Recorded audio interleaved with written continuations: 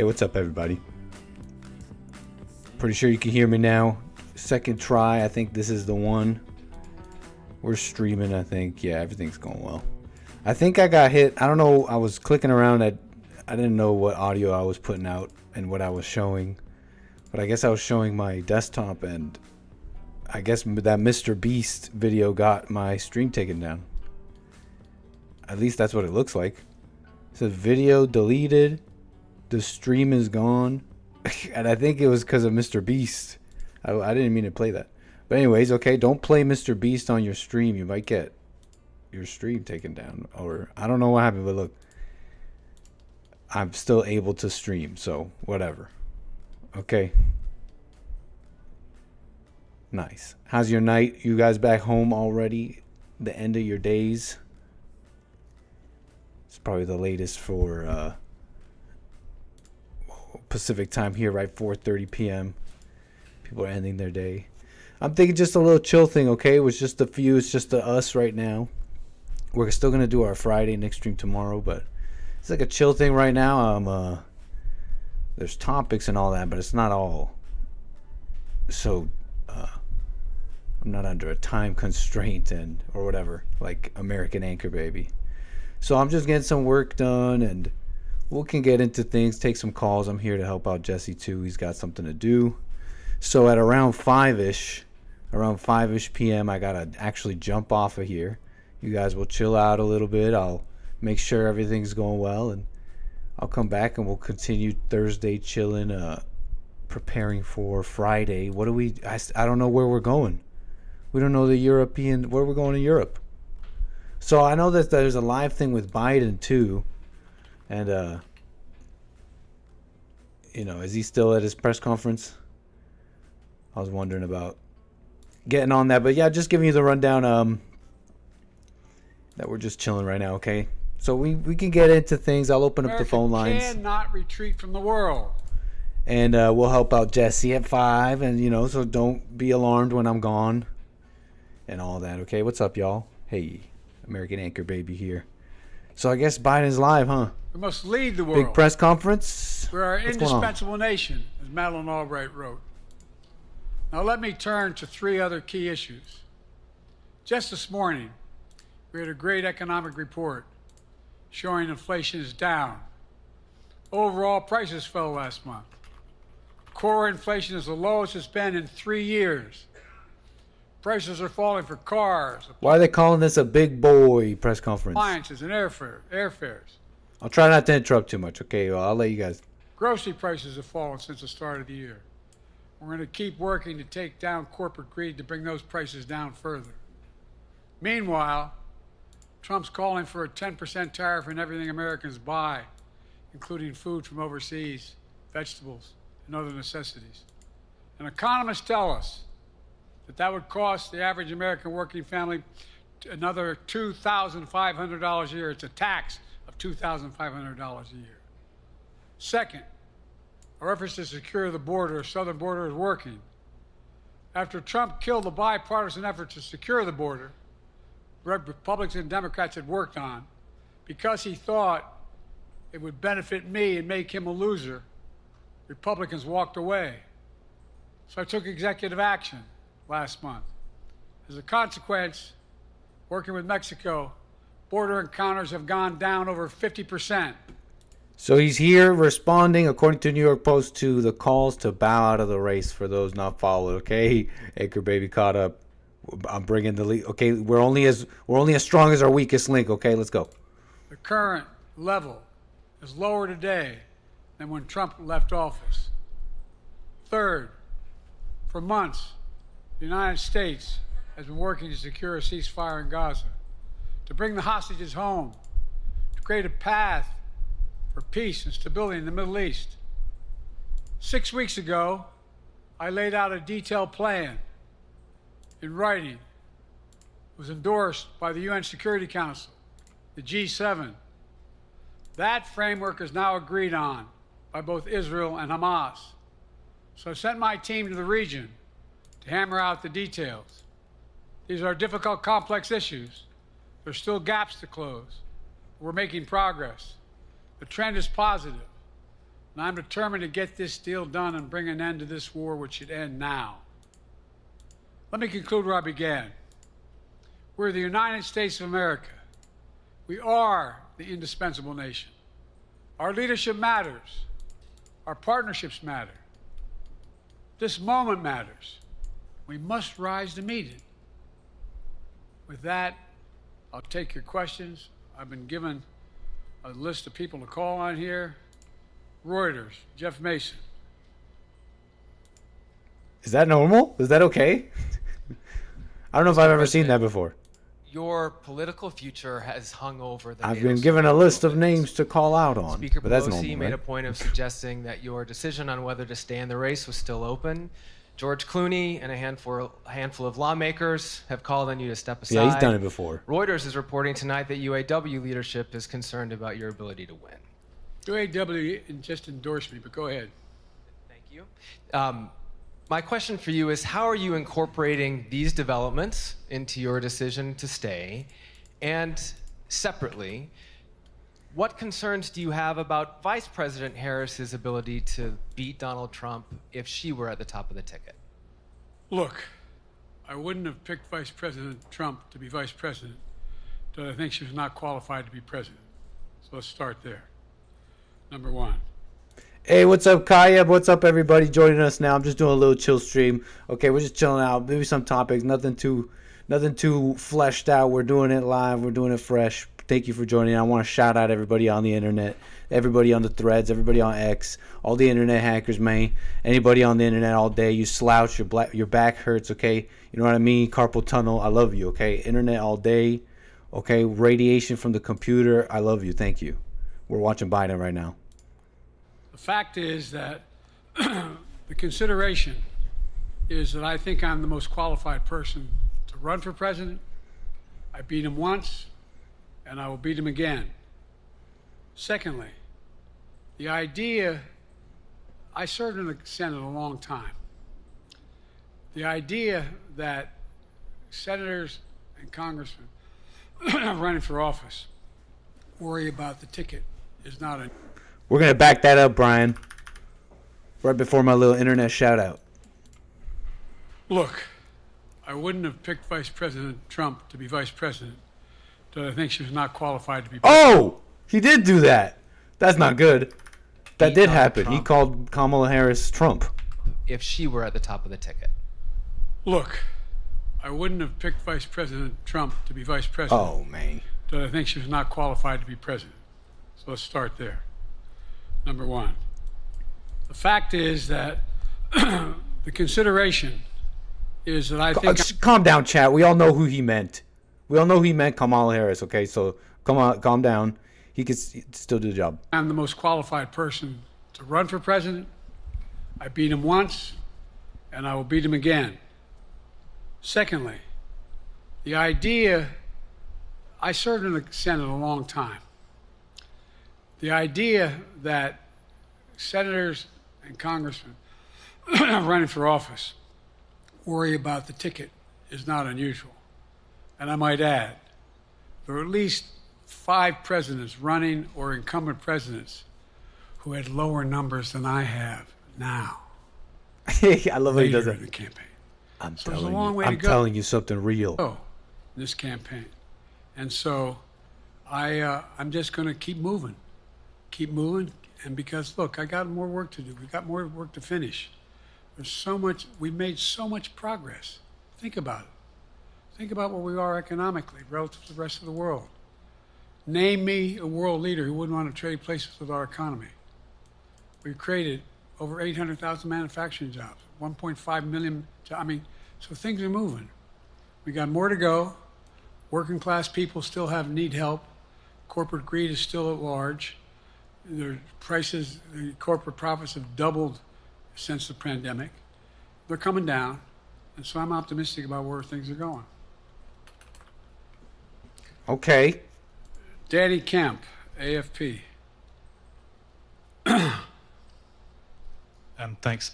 Thank you, Mr. President. I wanted to ask you about your, you mixed up Presidents Zelensky and Putin earlier today. And you now have sort of your key allies, including the It's British Prime funny. Minister, the Come President of on. France, the German Chancellor. That did happen. You guys see that? He called Zelensky Putin. Having to step in and make excuses for you on that. Dang. Officials here are saying off the record that your decline has become noticeable. Hasn't this now, frankly, become damaging for America's standing in the world? Thank you. Did you see any damage? He doesn't want to step down, Troy. I mean, we just tuned in. We're just doing chill stream, getting work done.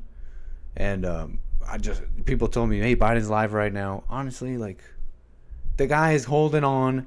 And if you, hey, what's up, Kevin? Hey, yeah, we're doing a chill stream. Like I said, thank you for joining in. I'm seeing the numbers suddenly jump. Yeah, chill stream. Okay, we're just hanging out. Nothing too fleshed out like American Anchor, baby. Off the top, chilling out. Just a reminder: at around 5, I gotta jump off here and help Jesse out in the studio with something. So don't be alarmed.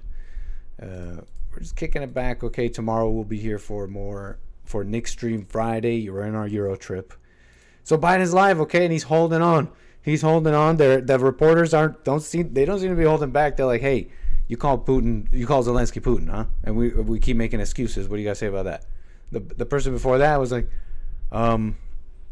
yeah, you don't seem fit. Like, what do you guys say about that? And the ticket it's scaring us. And they were talking about the ticket, and Biden just said, the reason I chose Trump as my VP because I knew she would be the best for the job. So, we're watching it live. Okay, whatever. It's like this crap, this politics crap. Watch. Let's just get through this. This conference. Have you seen a more successful conference? What do you think? And the Putin piece. I was talking about Putin, and I said, and now, at the very end.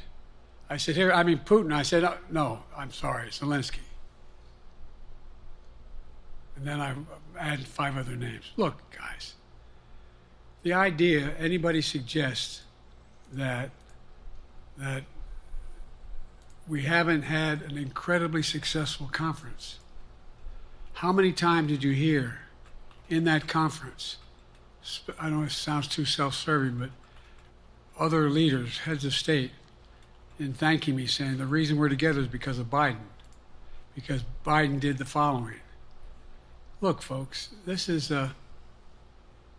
well, anyway, I thought it was the most successful conference I've attended in a long time, and find me a world leader who didn't think it was. Next one, Nancy Cordes, CBS. Thank you, Mr. President. You mentioned other instances in history where presidents have faced a challenge, but what makes this moment in history so unique is that it is not your enemies who are calling on you to reconsider your decision to stay in the race. It's your friends, supporters, people who think you've done a great job over the past 4 years. Have you spent time thinking about what it would mean for your legacy, which you've worked decades to build, if you stay in the race, despite the concerns that voters say they have, and you lose to someone who you yourself have argued is unfit to return to the Oval Office? Well, look, I'm not in this for my legacy. I'm in this to complete the job I started.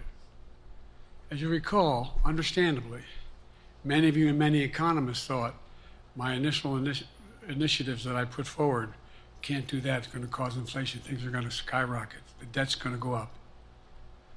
What are you hearing now from mainstream economists?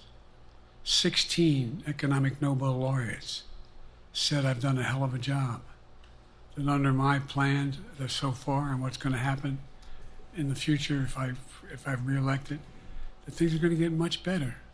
Our economy is growing. I was determined when I got elected to stop the trickle-down economic theory, that if the wealthy did very well, everybody else would do well.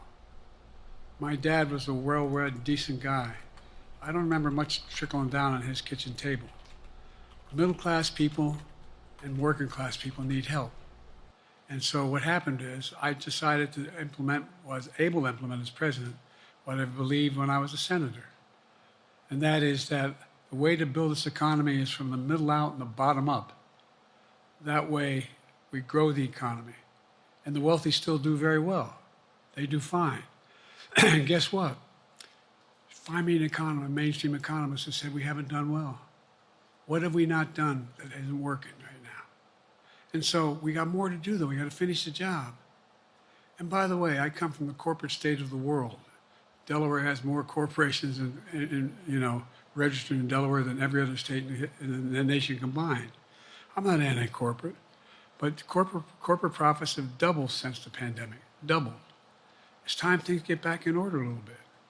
It's time, for example, if I'm reelected, we're going to make sure that rents are kept at 5% increase, corporate rents for apartments and the like and homes are limited to 5%.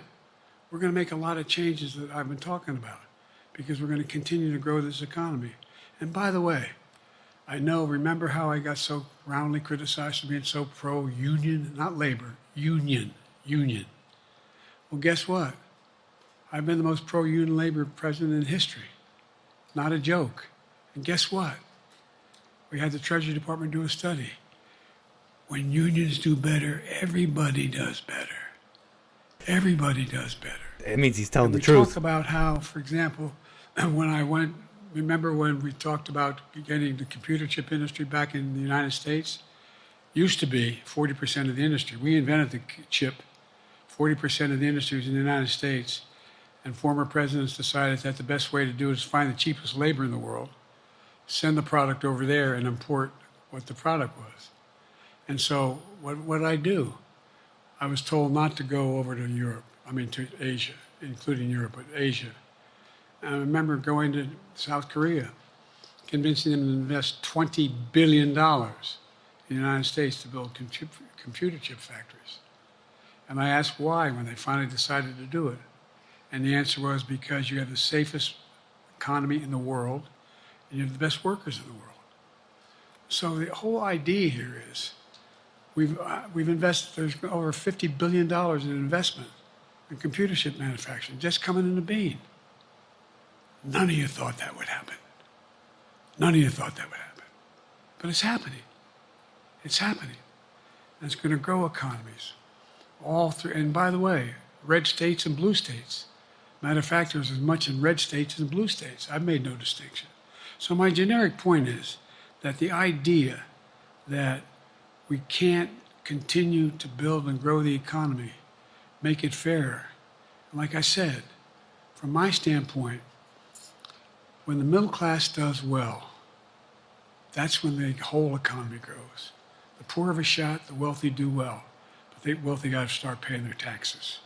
As a follow-up, sir, you mentioned that your Vice President Kamala Harris would be ready to serve on day one. Can you elaborate on that?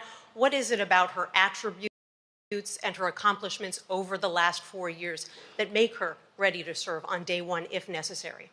First of all, the way she's handled the issue of freedom of women's bodies to have control over their bodies. Secondly, her ability to handle almost any issue on the board. This was a hell of a prosecutor. She was a first-rate person, and in the Senate she was really good. I wouldn't have picked her unless I thought she was qualified to be president. From the very beginning, I made no bones about that. She is qualified to be president. That's why I picked her. Felicia Schwartz, Financial Times. Thank you, Mr. President. Presidency is the most straining job in the world, and it's 24/7. How can you say you'll be up for that next year, in 2 years, in 4 years, given the limits you've acknowledged that you have today? The limits I've acknowledged I have? There's been reporting that you've acknowledged that you need to go to bed earlier and your evening around 8. That's not true. Look, what I said was, instead of my every day starting at 7 and going to bed at midnight, it'd be smarter for me to pace myself a little more.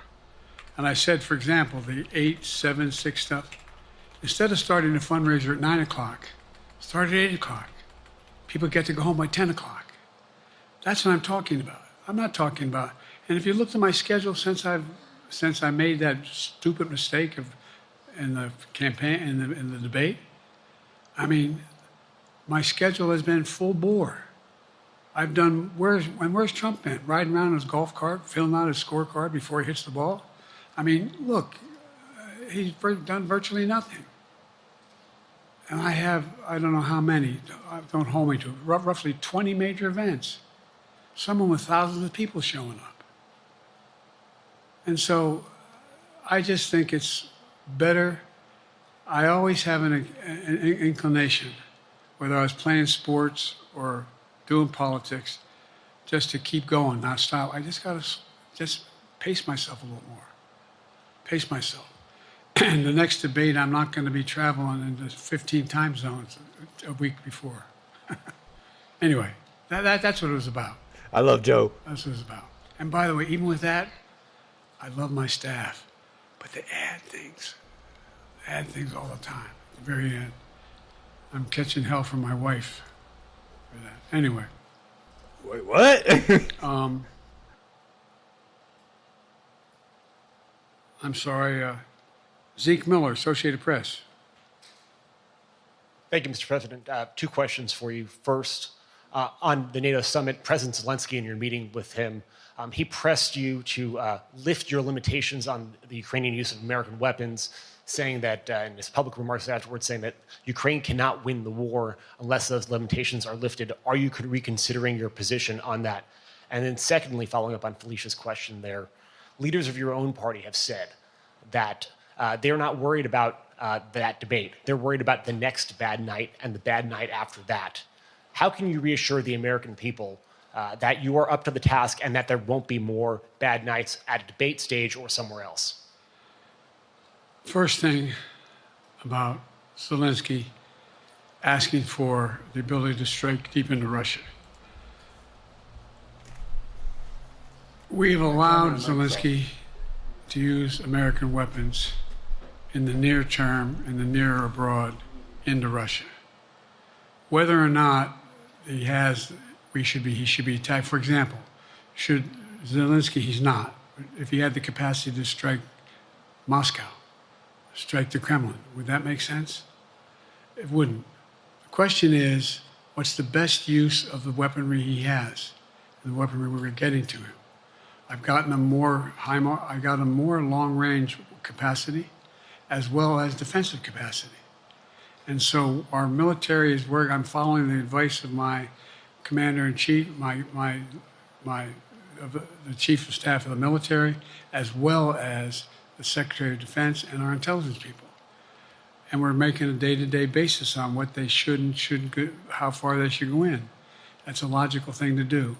Second question related to bad nights, sir. How can you reassure the American people that you won't have more bad nights, whether they be on a debate stage or on some matter of foreign policy? Well, I tell you what, the best way to assure them is the way I assure myself. And that is, am I getting the job done? Hey, Kale. Am I getting the job Rich, done? Court. Can you name me somebody who's got... Don't know. Just impromptu. Look, I just saw you live. We're doing this Biden thing, okay? In a second here, I might have to step away, like I said earlier, folks. So just keep watching. You know, we'll talk about this and take calls if you'd like. More major piece of legislation passed in 3.5 years. I created 2,000 jobs just last week. So if I slow down, I can't get the job done. That's a sign that I shouldn't be doing it. But there's no indication of that yet. None. Who I got here?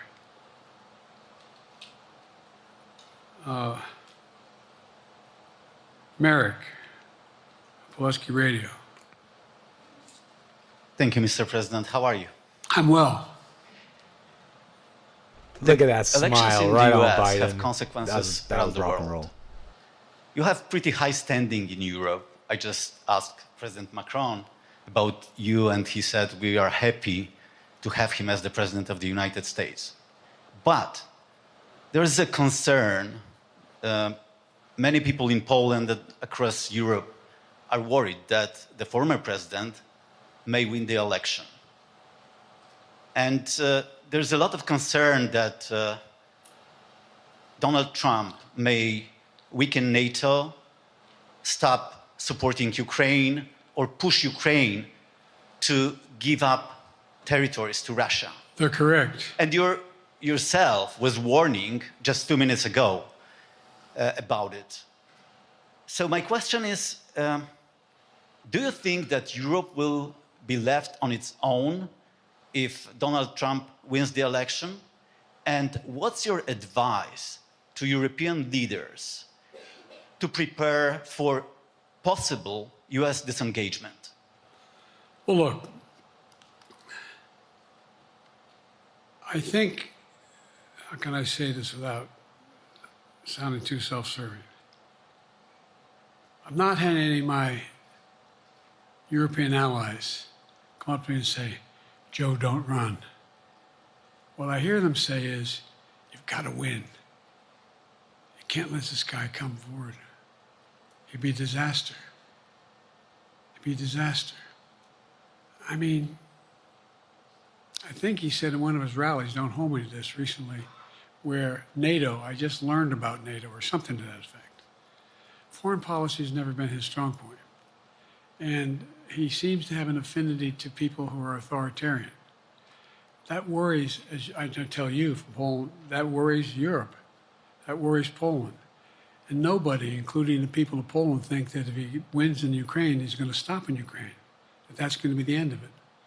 And so what I can say is, I think I'm the best qualified person to do the job, to make sure that Ukraine does not fall, that Ukraine succeeds, that the European alliance stays strong.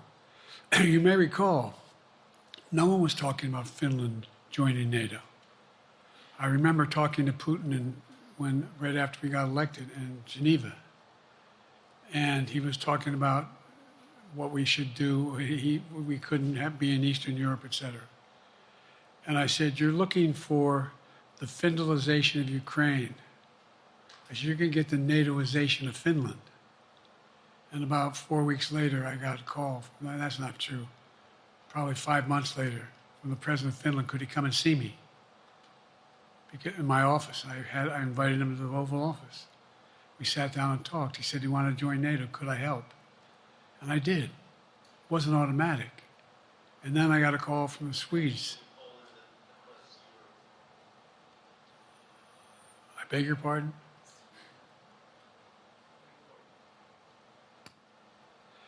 And so Finland joined NATO. 800-mile border is a significant, and they were already allies, but they weren't part of NATO. And you heard, I think you heard, maybe, I can't recall whether he said it publicly in our closed meeting, but he wouldn't mind it being repeated. He said, we decided in Finland, the people of Finland decided they had to be part of NATO. It was in our interest because of the joint ability to be together, to dissuade any attack on Finland. And the same thing with Sweden. It took a lot of selling to some folks, particularly in Turkey and other places, to agree to the expansion. But it expanded. And we're a hell of a lot stronger because of it. We're more secure because of it. And by the way, I was able to get 50 other nations, 50, to support Ukraine. 50. And we were able to bring about a coalition of Europe and Asia, Japan and South Korea. I just met we talked about AUKUS, and we talked about the relationship between Australia, New Zealand, Japan, South Korea, the United States. We're making the world safer and stronger because we have to deal with the new arrangement that exists in the world. The Cold War is over. The post-war era is over. What is going to replace it? And I respectfully suggest I have a pretty good idea what that should be. I've convinced a lot of people to follow it. And we're just going to get stronger. David Sanger. Where's it? Thank you, Mr. President. Be nice, David. Mr. President, the NATO declaration that was issued yesterday was very notable because it described China as a decisive enabler of the war in Ukraine for its provision of critical goods to the Russians. That's part of a broader partnership that seems to have cemented in place in the past 2 or 3 years. I think one that you were a little bit doubtful of when we asked you about it some time ago. So I'd be interested to know whether you have a strategy now of trying to interrupt the partnership between China and Russia, and whether or not in a second term you would pursue that, if you could describe that strategy to us. And along the way, could you also tell us whether you think, just to follow up on Felicia's question, that if you were in a room with Vladimir Putin again, the way you were 3 years ago, or with President Xi, that a few years from now you will be able to go negotiate with them, handle them one-on-one? Well, the first part of the question is, we discussed and I raised in the NATO summit, and others raised, the future of China's involvement, what they're going to do, what they're doing with Russia in terms of accommodating, facilitating. They're getting access to additional. They're not supplying weapons themselves. They're supplying mechanisms for them to be able to get weapons. And China's position is basically, and I've spent more time with Xi Jinping than any world leader has, over 90 hours since being vice president all the way through, for real. And by the way, I handed all my notes. But my point is that Xi believes that China is a large enough market that they can entice any country, including European countries, to invest there in return for commitments from Europe to do A, B, C, or D, or not to do certain things. What's happened is we had a long discussion about what we have to make clear. China has to understand that if they are supplying Russia with information and capacity, along with working with North Korea and others to help Russia in armament, that they're not going to benefit economically as a consequence of that by getting the kind of investment they're looking for. And so, for example, we're in a situation where, and we've reestablished direct contact with China after that, remember the balloon, quote unquote, going down, and all of a sudden things came to an end? Well, we set up a new mechanism. There's a direct line between Xi and me, and our military has direct access to one another, and they contact one another when we have problems. The issue is that we have to make sure that Xi understands there's a price to pay for undercutting both the Pacific Basin as well as Europe, and it relates to Russia and dealing with Ukraine. And so for example, if you want to invest in China, as you know this area really well. If you want to invest in China, you have to have a 51% Chinese owner. You have to make sure that you do by their rules. And you don't have the authority, and you have to provide all access to all the data and information you have. There was a while there, as you recall, the last administration and other administrations, where the access to that market was enticing. All right, folks, I'll be right back. Just keep watching Biden. We'll catch up and talk about it. Enough to get companies to come in because they had access to over 1 billion people in the market, not 1 billion, but a lot of people in the market. And so they were doing it. But that got curtailed when we started saying we're going to play by the same rules. For example, the idea they don't abide by the international rules related to subsidizing products by the government funding. So guess what? They're not going to be able to export their electric vehicles to the United States without a significant tariff. Others are doing the same thing around the world. But it is a concern.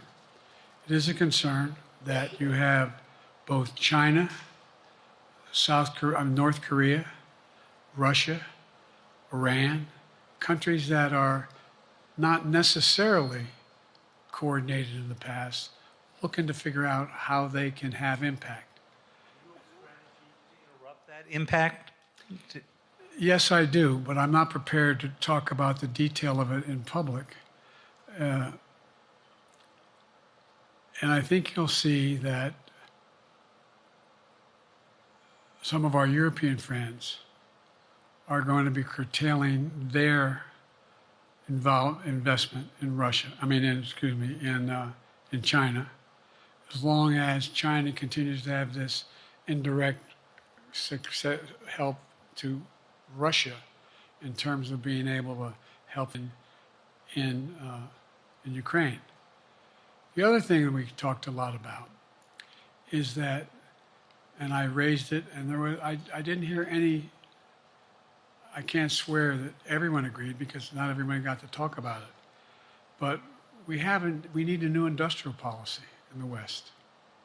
For example, we talked about how both the EU as well as NATO has to be able to begin to build their own munition capacity, has to be able to generate their own capacity to provide for weapons and the ability to, it came as a surprise to some of us how we had fallen behind in the West in terms of the ability to construct new material, new weaponry, new everything from vehicles to weapon systems.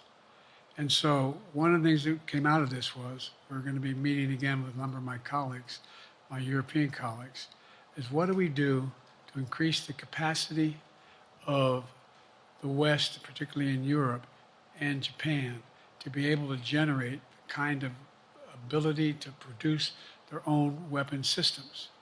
Not just for themselves, but to be able to generate that. It's the same, it's what Russia's trying to figure out. That they went to China and they didn't get the weapons, but then they went to North Korea. But we're going to be in a position where the West is going to become the industrial base for it to be able to build the ability to have all the defensive weapons that we need. That was a discussion as well. I'm not sure you answered on whether you would be ready. Are we good? Are we good? The stream okay? I was just, like I said earlier, just getting something ready for Jesse over here. So, yeah, okay, yeah. Dang, I'm looking at the chat. I guess it's not looking good. Thanks for chilling with me. Ready to go deal with Putin and Xi 2 or 3 years from now? I'm ready to deal with them now and 3 years from now. Look,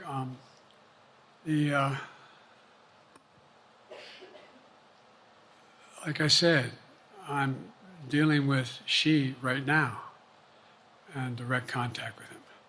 I have no good reason to talk to Putin right now.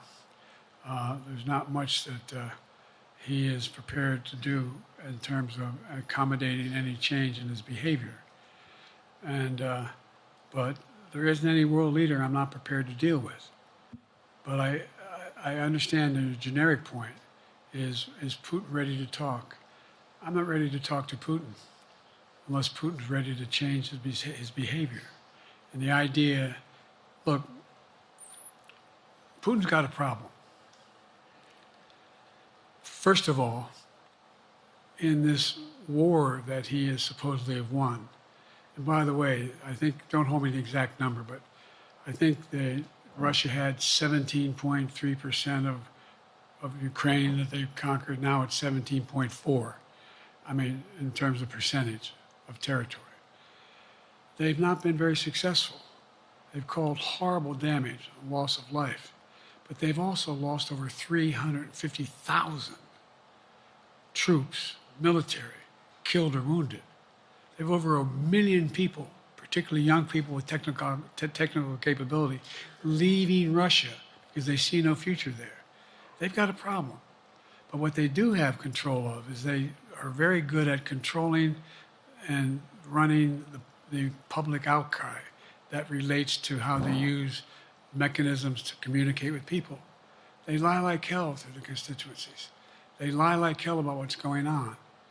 And so the idea that we're going to be able to fundamentally change Russia in the near term is not likely. But one thing for certain, if we allow Russia to succeed in Ukraine, they're not stopping in Ukraine. I recommend, I know you know this because you've written about it, read Putin's speech after they moved in, what it was all about in Kyiv. It wasn't about just, anyway, read what his objective is. And anyway, But so I think that I'm prepared to talk to any leader who wants to talk, including if Putin called me and wanted to talk. Last time I talked to Putin was trying to get him to work on an arms control agreement related to nuclear weapons in space. That didn't go very far. So my point is, I'm prepared to talk to anybody, but I don't see any inclination. There is an inclination on the part of the Chinese to keep in contact with me, because they're not sure where this all goes. And look what's happened in Asia.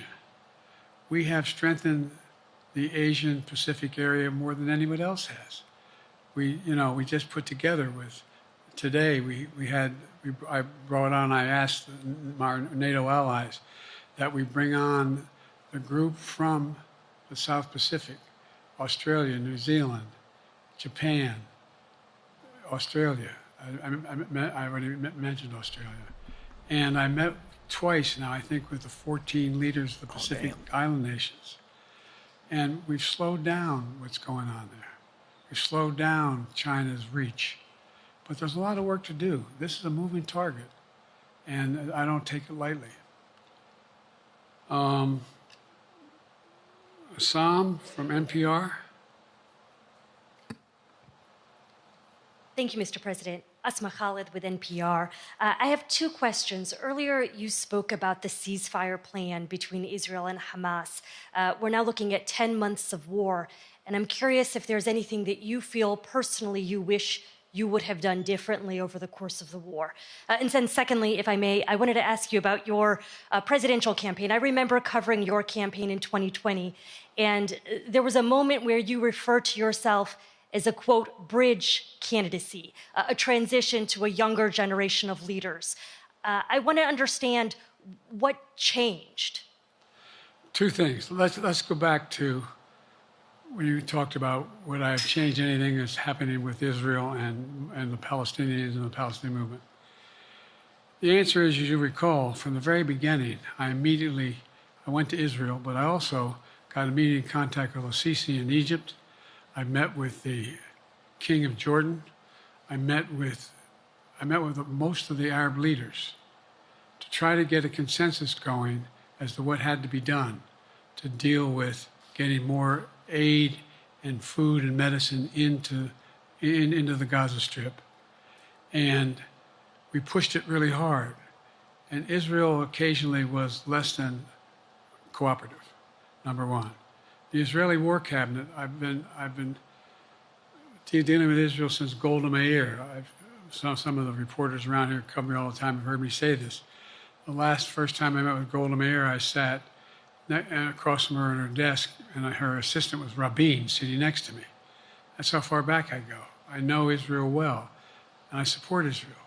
But this war cabinet is one of the most conservative war cabinets in the history of Israel.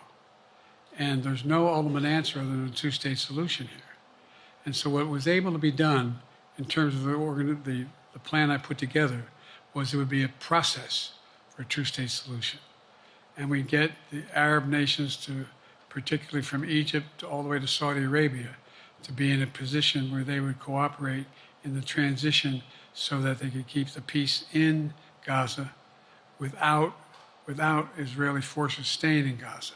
The question has been from the beginning, what's the day after in Gaza?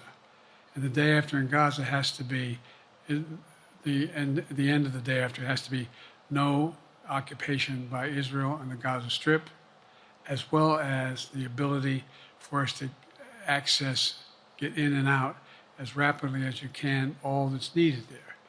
I've been disappointed that some of the things that I've put forward have not succeeded as well, like the port we attached from Cyprus. I was hopeful that would be more successful. But that's why when I went to Israel immediately after the massacres that occurred at the hands of Hamas, the one thing I said to the Israelis, and I met with the War Cabinet and with Bibi, don't make the same mistake America made after bin Laden. There's no need to occupy anywhere. Go after the people who did the job. You may recall, I still get criticized for it, but I was totally opposed to the occupation and trying to unite Afghanistan. Once we got bin Laden, we should have moved on, because it was not in our, no one's ever going to unite that country. I've been over every inch of that, not every inch, the entirety from the poppy fields all the way to the north. I said, don't make the same mistake we made. Don't think that's what you should be doing, is doubling down. We'll help you find the bad guys, Sinwar and company. And all this criticism about I wouldn't provide when the weapons they needed. I'm not providing them 2,000-pound bombs. They cannot be used in Gaza or any populated area without causing great human tragedy and damage. But remember what happened when you had the attack on Israel with rockets and ballistic missiles. I was able to unite the Arab nations as well as Europe, and nothing happened. Nothing got hurt. It sent an incredible lesson to what was going on from the Middle East. So there's a lot of things, in retrospect, I wish I had been able to convince the Israelis to do. But the bottom line is we have a chance now. It's time to end this war. Doesn't mean walk away from going after Sinwar and Hamas. And if you notice, you know better than most, there is a growing dissatisfaction on the West Bank from the Palestinians about Hamas. Hamas is not popular now. And so there's a lot of moving parts. I just have to keep moving to make sure that we get as much done as we can toward a ceasefire, and get those. And by the way, look at the numbers in Israel. I mean, my numbers are better in Israel than they are here. But then again, they're better than a lot of other people here too. But anyway. Bridge candidacy in 2020, you referred to yourself as being a bridge candidate for a younger, fresher generation of Democratic leaders, and I wanted to know what changed. What changed was the gravity of the situation I inherited in terms of the economy, our foreign policy, and domestic division. And I think, I won't put words in anybody's mouth. Most presidential historians give me credit for having accomplished more than most any president since Johnson and maybe before that to get major pieces of legislation passed. And what I realized was my long time in the Senate had equipped me to have the wisdom to know how to deal with the Congress, to get things done. We got more major legislation passed that no one thought would happen. And I want to finish it, to get that finished. If tomorrow, if we had a circumstance where there was a lineup and I hadn't inherited what I did and we just moved things along, anyway, it's going to change. Last question. Haley Bull, Scripps. Or no, Josh Weingrove, I'm sorry, was the next one. I'll do two more questions. Thank you, Mr. President. Many of your colleagues, Democrats on the Hill, are watching tonight as they assess what they want to say about your candidacy. I'm wondering how you're thinking of this right now. It seems like your answer is clear, but they're watching how things go tonight, tomorrow in Michigan, next week in Texas and Nevada. Are you thinking that way about how the next week or two goes would inform your... Am I using that way, you say? Are you thinking that way about how the next 2 weeks go? Will that affect your decision, or are you fully determined on running in November as the party's nominee? I'm determined on running, but I think it's important that I allay fears by let them see me out there. Let me see them out. You know, for the longest time it was, Biden's not prepared to sit with us unscripted. Biden's not prepared to, anyway. And so what I'm doing is, and I've been doing, I think we've done over 20 major events from Wisconsin to North Carolina to demonstrate that I'm going out in the areas where we think we can win, where we can persuade people to move our way, or people are already there. And here, look, the other thing is, we have the most extensive campaign organization of anybody's had in a long, long time. We have well over 1,000 volunteers. knocking on doors, making phone calls, making tens of thousands of phone calls. We have headquarters, I forget exactly how many, I don't want to cite a number and then find out I'm off, but we have scores of headquarters in all the toss-up states. We're organized, we're moving, and that's awful hard to replace in the near term. And here's the other thing. I was in the Senate a long time. Very proud of what I've done in the Senate. I was chairman of the Foreign Relations Committee for a long time, and I was chairman or ranking member and chairman of the Judiciary Committee. I'm going to be going down to the Johnson Library. Anyway, I'm going to be going around making the case of the things that I think we have to finish and how we can't afford to lose what we've done or backslide on civil rights, civil liberties, women's rights. There's that little button we have. Control guns, not girls. I mean, the idea, we're sitting around, this is where Kamala's so good as well. We're sitting around.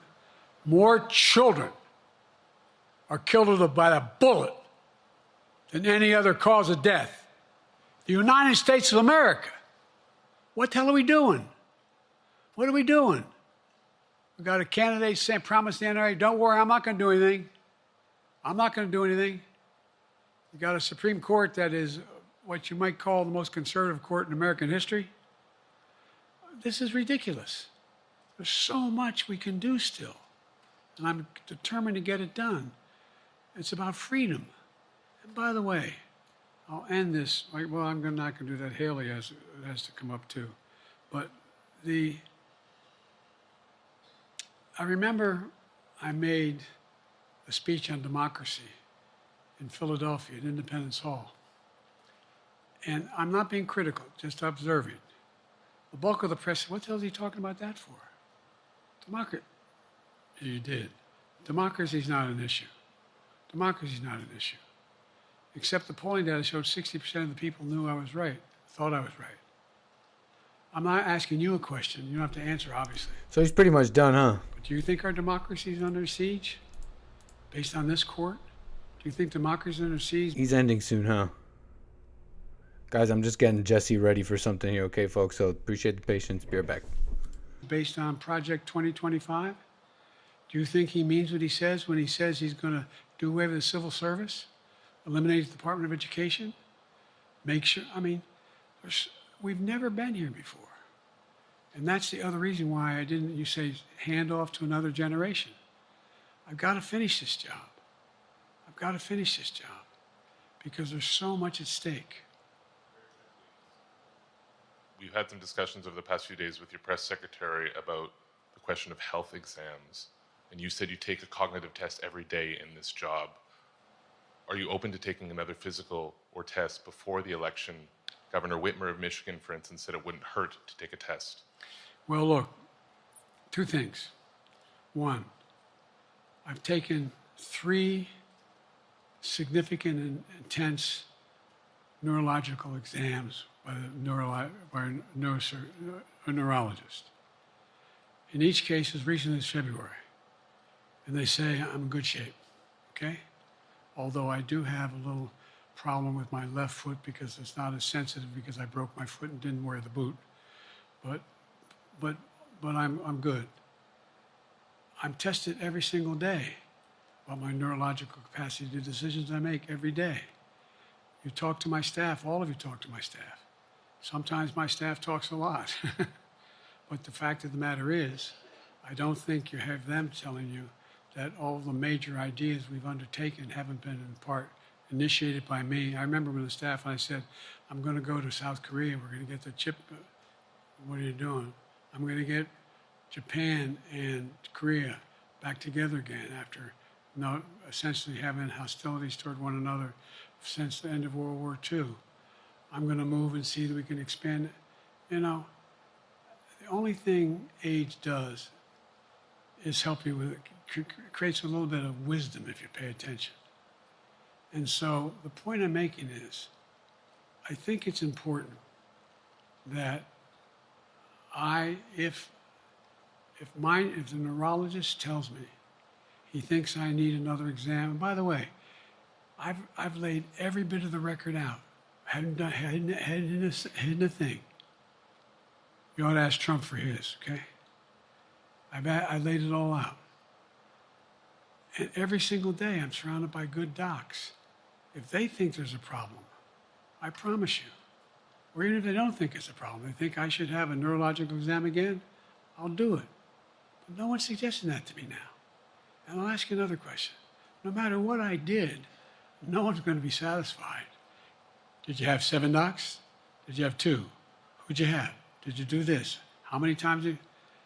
So I am not opposed if my doctors tell me I should have another neurological exam, I'll do it. But that's where I am. Haley Bull, Scripps. Thank you, Mr. President. You said you're making decisions on a day-to-day basis when it comes to support for Ukraine. Does that mean you have not closed the door on further considering lifting restrictions for U.S.-made weapons inside Russia? And if I may, your convention is coming up where your delegates are pledged to make you the official nominee. If they have second thoughts, are they free to vote their conscience? Obviously, they're free to do whatever they want, but I get overwhelming support. Overwhelming support. I won, I forget how many votes I won in the primary. Overwhelming. And so tomorrow, if all of a sudden I show up at the convention, everybody says, we want somebody else, that's the democratic process. It's not going to happen.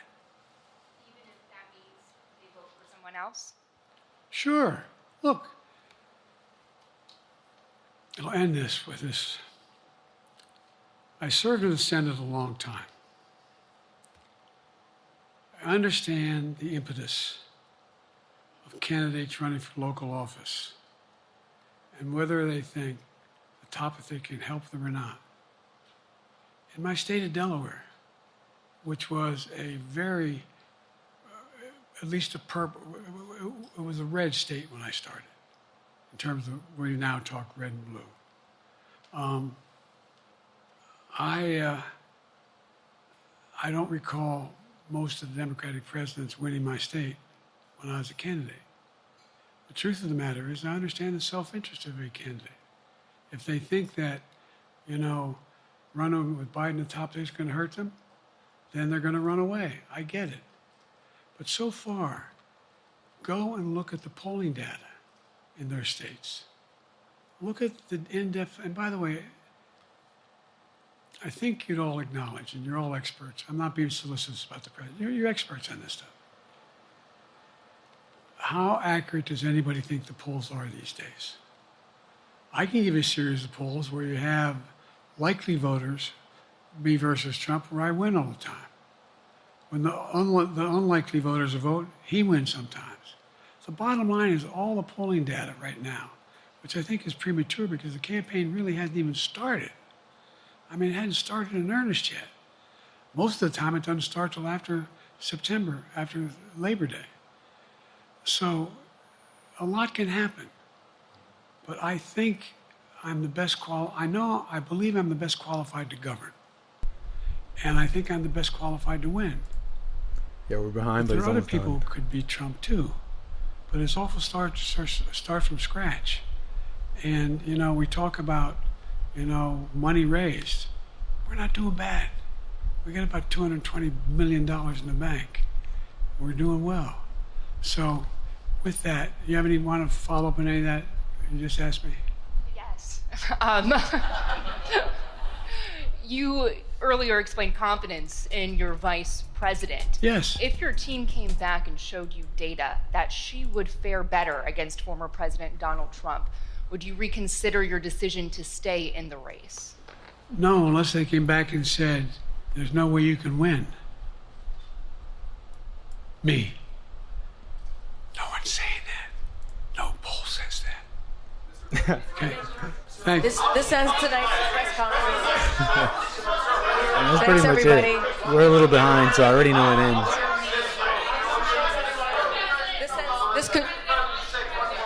This concludes. Respectfully, earlier you misspoke in your opening answer. You He's done. Vice President Harris as Vice President Trump. He's right cooked. Now, Donald Trump is using that to mock your age and your memory. Another age and memory question. Listen to him. This concludes tonight's press conference. Thank you, everybody. Got him, Thanks, Joe, everyone. with a winning smile. You gotta love it, folks. Just hold up, getting Jesse connected with some stuff here. Just chill out, and maybe we can get our take on this. Maybe even a call or two. Okay, we're chilling out. Okay, we didn't even expect Biden. I guess they were reporting this all week. I'll be right back.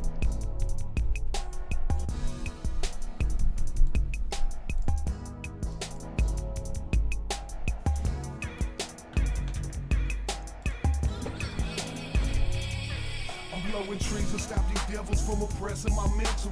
Ugly mind stay gathered up, armed to the dental. Lucini falling from the clouds and the rain is torrential. Hit the block, fresh cut with the lines in the temple. All black leather in the whip is essential. Told you bitch, fucking with you is a waste of potential. Man, she jumped in the shit like he ain't even exist. Now it's swerving down the boulevard, flashing my wrist. Still serving fiends, got a stash in the tits. In the way she give head, she a passionate bitch. Got that crack money, dope flip, trap money, ready on the player side. You ain't taking nothing from me. Charge it to the game, how we play to survive. Got that Alpine bumping and we all the way live. Man, that Doja got me numb, yeah, I'm all the way high. And if a player say it's on, he gon' all the way die. If they hate the way you make your paper, put the top back and breeze them out. Killer, but breeze them out. And if they're clocking on your dollars and your work, cock back and breeze them out. Killer, but breeze them out. Haters always gonna be up in your face, but that's a part of the chase. Throw some fatty up and give them a taste and breeze them out. Killer, breeze them out. Breeze them out, killer, breeze them out.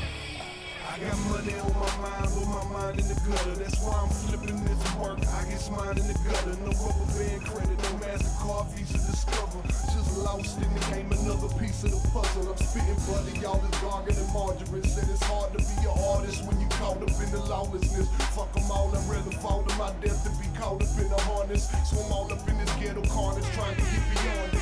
Go ahead and try, you ain't stopping my shine. Ugly man on that hustle, you ain't knocking my grind. It's me against the world like Pac in his prime. So I breeze them all out, what's poppin' tonight? You like that Coach bag, girl, you like that thing, do you? You like my boss swag, yeah, you like my big jewelry.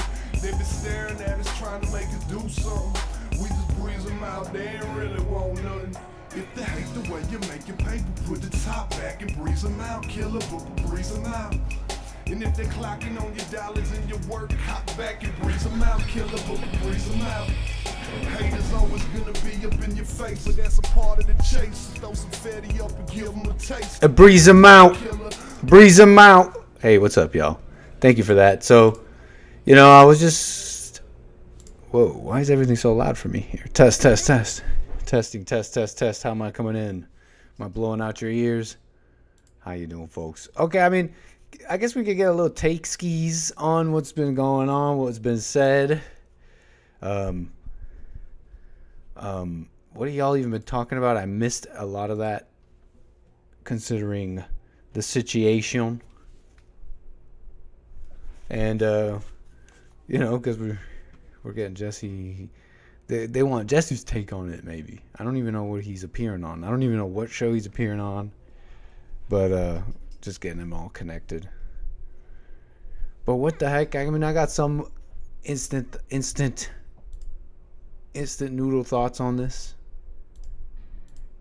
Am I coming in clear? Test, test. Suddenly can't hear myself anymore in my monitors. Okay, one coming in, nice. But freaking Biden, man. You know, I guess he's, you know, it's funny. You know, it'd be funny. It'd be funny if he came out and said, you know what? So what? I'm slow. So what? I'm a little slow. You know, that'd be kind of alpha. It'd be pretty funny. He'd be able to like play with it now, and that would be like if it was like a PR thing. Let's say I was his PR guy. See, you're not. Biden's not gonna get this kind of advice. Man, something's wrong with my levels.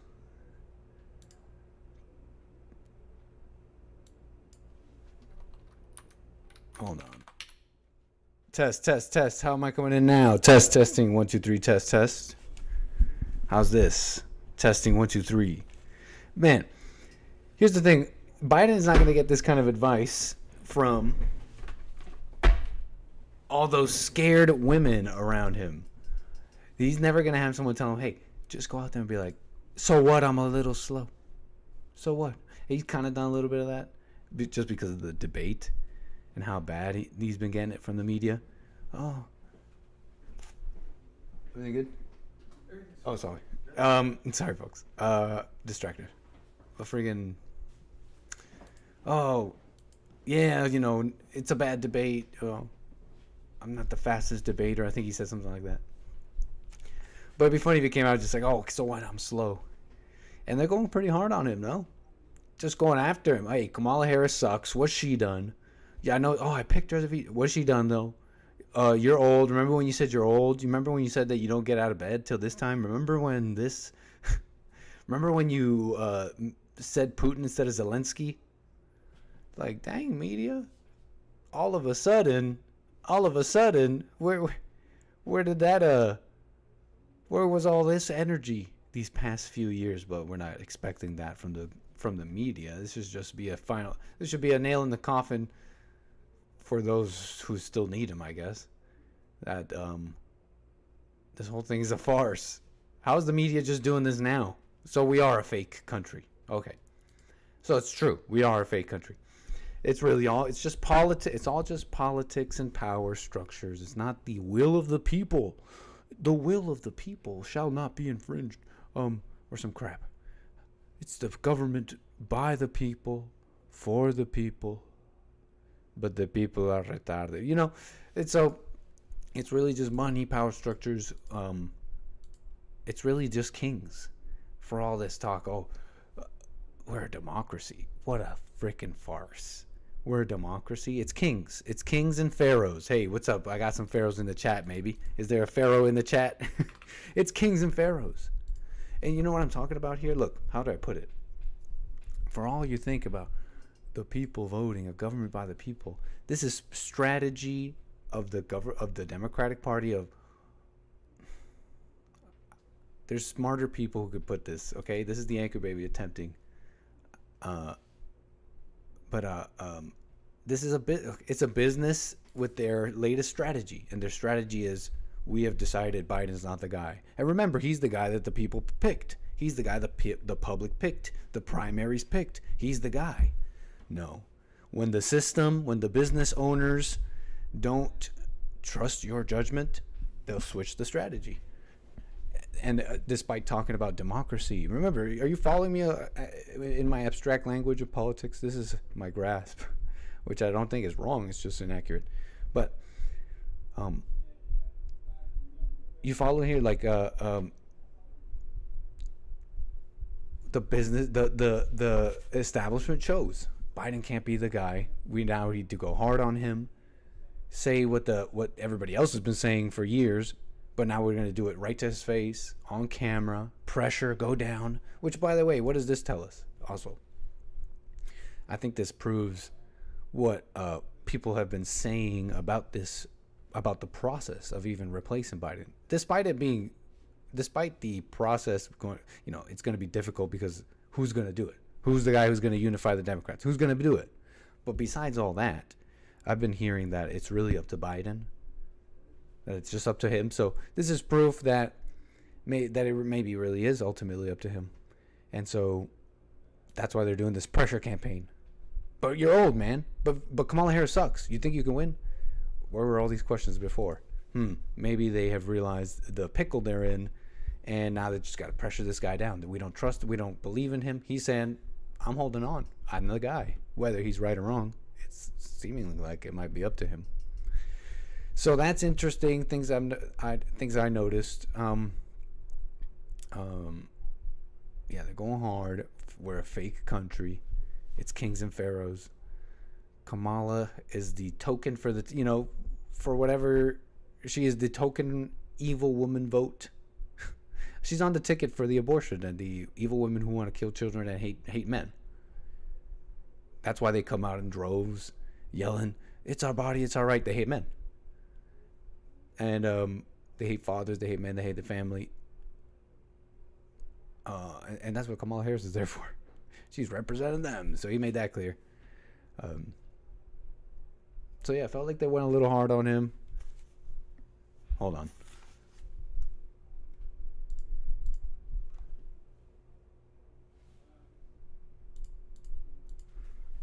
Apologies. Yeah. What else? I think it proves what I've been hearing about the process. You know, there was one thing he said. I felt like I had to zero in on. Oh, and thank you for the reminder. I'll get to those super chats as well. I mean, thanks for chilling with me. Look, he said this one thing. I don't know if you caught it. He said something about his staff. And I'm like, wait, hold on. What is he exactly? And tell me if I'm reading into this or something. He said, I love my staff, but they add things.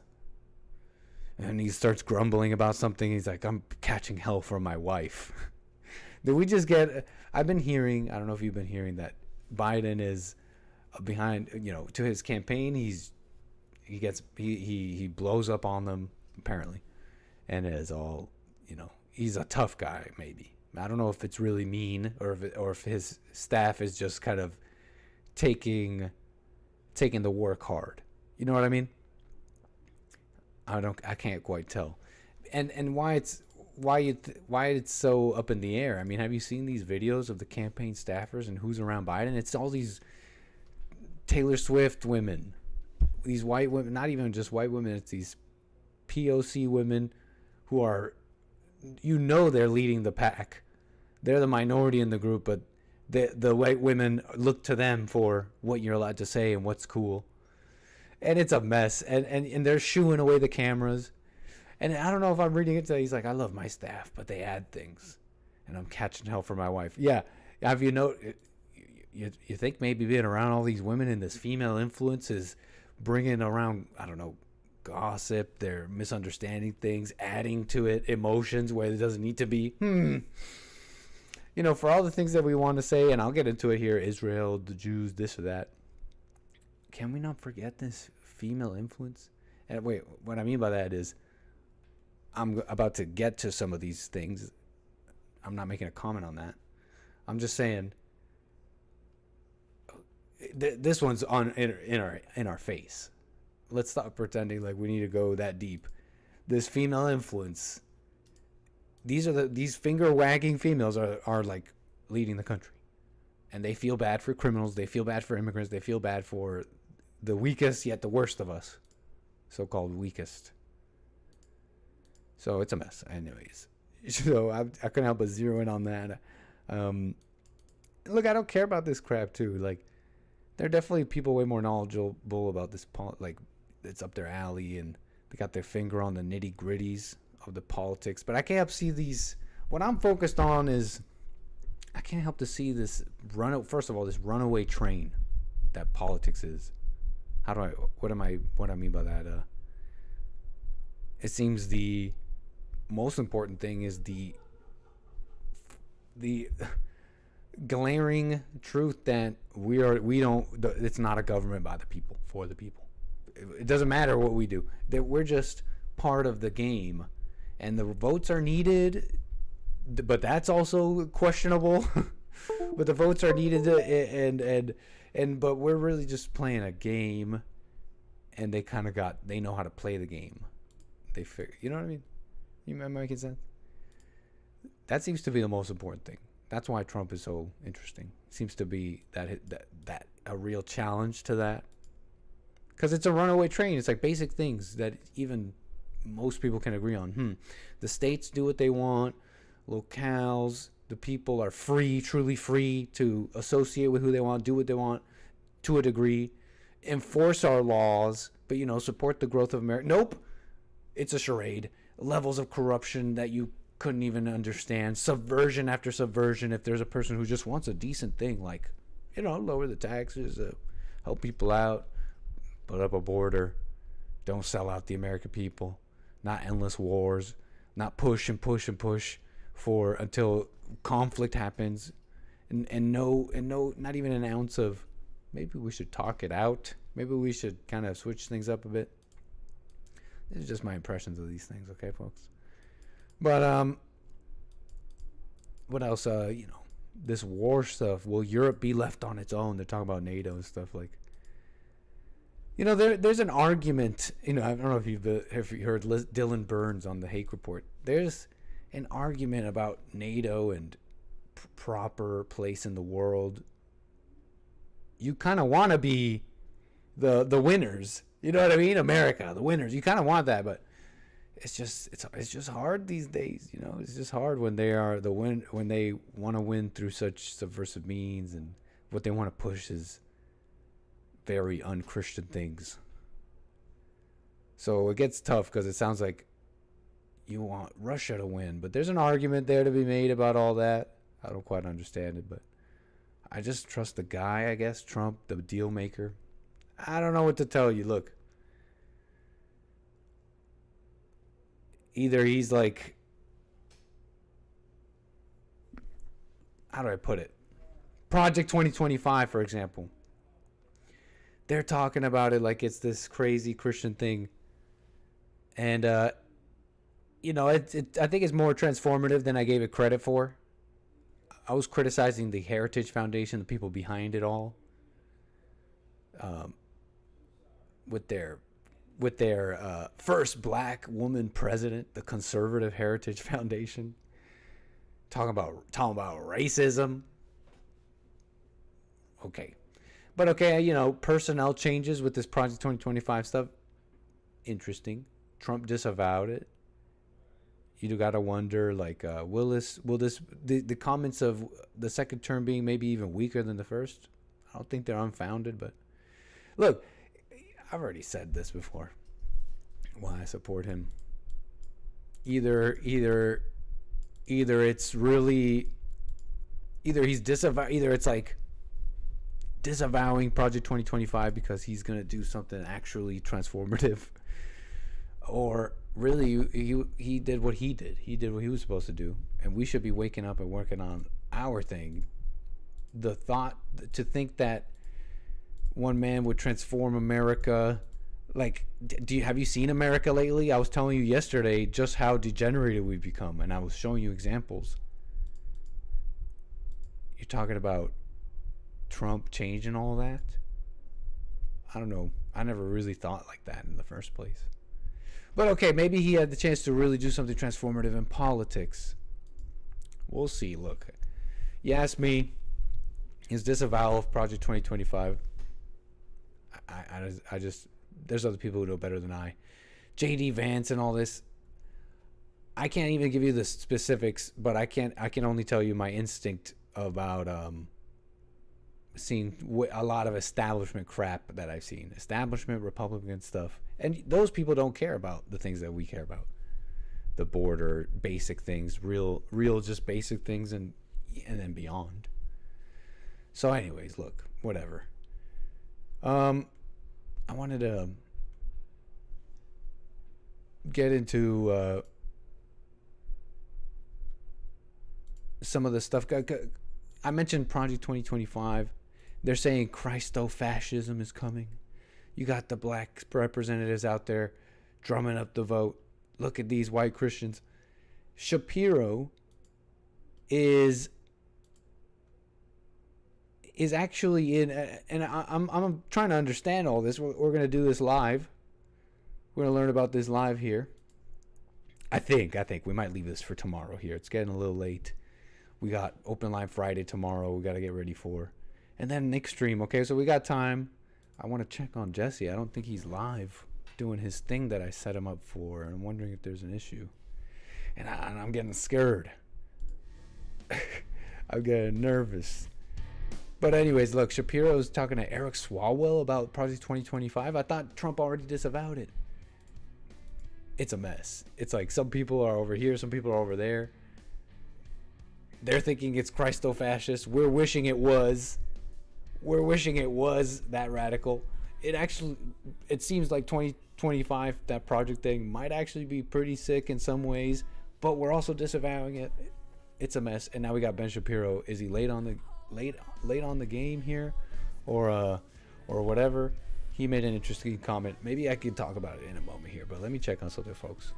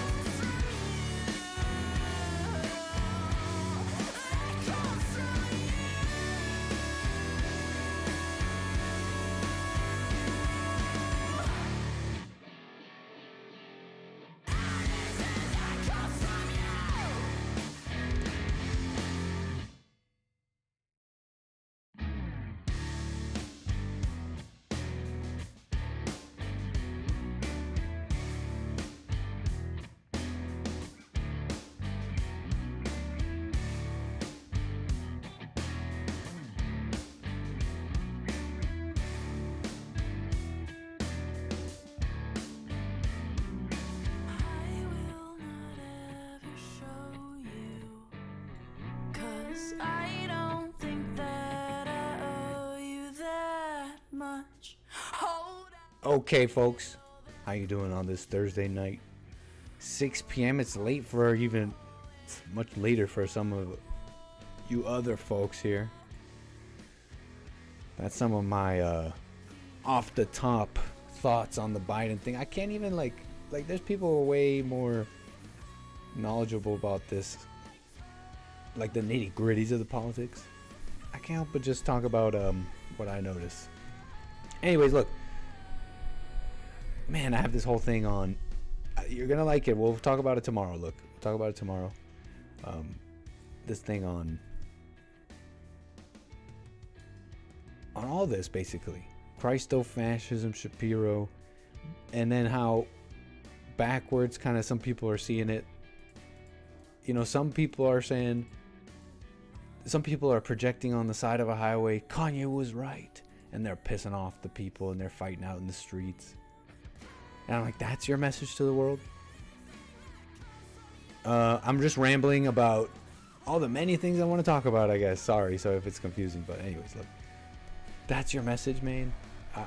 We'll talk about it all tomorrow. I'll just leave you guys. I'll let you guys go. Look, we gotta get ready for tomorrow's Friday show and all that. Look, gotta close down the office, getting late. But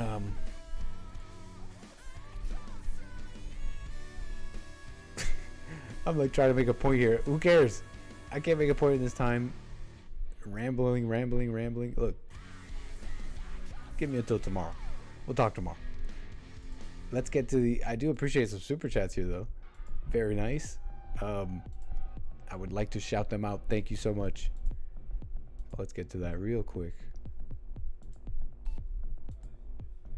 Oh man, thank you, Santino. Thank you so much. Says he needs some milk before his nappy time. Carver531 says, but can Kamala slap? How can Kamala slap? How can she slap? Kaya, thank you, says, watching The Matrix and loving it. Leo, thank you so much, says, Jesse says you have a family? Can you confirm or deny? Can you confirm or deny this? You have a family? Yeah, I have a family. You didn't know I had a family?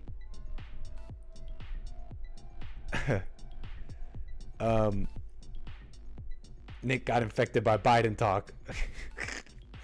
There's just too much to try and condense. What am I don't know. I'm here grasping in the air like some perfect boat, some perfect response that's gonna tie everything I want to say, like a movie or something. So I don't know what I'm trying for. Look, I do have a family. I know maybe you're thinking I'm married and have children. No. My family, my sisters, my mom, they came to visit me and they were on the JLP show. That's what that's about. And it's become a meme, I guess, at this point. So thank you, Kelsey Mogi. Appreciate that. Says Biden pooped his pants. What a mess. Oh no. But look, we're gonna get into it tomorrow. They're saying they're calling it the Hannibal directive. They're saying Haaretz is reporting, others are reporting that it's confirmed, according to these people. October 7th was an inside job. What? And but they got the responses. They have the responses. They're saying that's misleading what the people are saying, as you can see here. The Dispatch, misleading post claims the IDF killed Israelis intentionally. We gotta get the news. I mean, we're gonna have to figure this out tomorrow. Is it a sin to be gay? What? Swalwell turned censorship hearing into his personal debate arena with Ben Shapiro. Look, they're having this whole thing in Congress, and you might think it's like we're having real politics, real talk, and we're getting somewhere. You're gonna love it. I mean, I'm not saying you're gonna love it, but Shapiro's response, I think, kind of maybe a little emblematic of what's wrong with us, what's wrong with the right wing. Teasing it a little bit, folks. We're gonna get into it all. We're on our Euro trip. Is it really radicalism? And racism is over in Europe? Quite possibly. Have you know I Show Speed? He's been having his own Euro trip. We got a fun show tomorrow, so thank you for today, and see you tomorrow. Hey, wow, Lord Spike Protein, thank you so much for the generous donation on this chill stream. Appreciate it. See y'all tomorrow. Man, thank you, Lord Spike Protein, for real. with a little goal. Anybody watching Copa America? The final is this Sunday. Anyways, we'll get into it. Look, see you tomorrow. See you for Open Line Friday and all the things we do. I gotta go. Go to bed, y'all. Take care. See y'all tomorrow.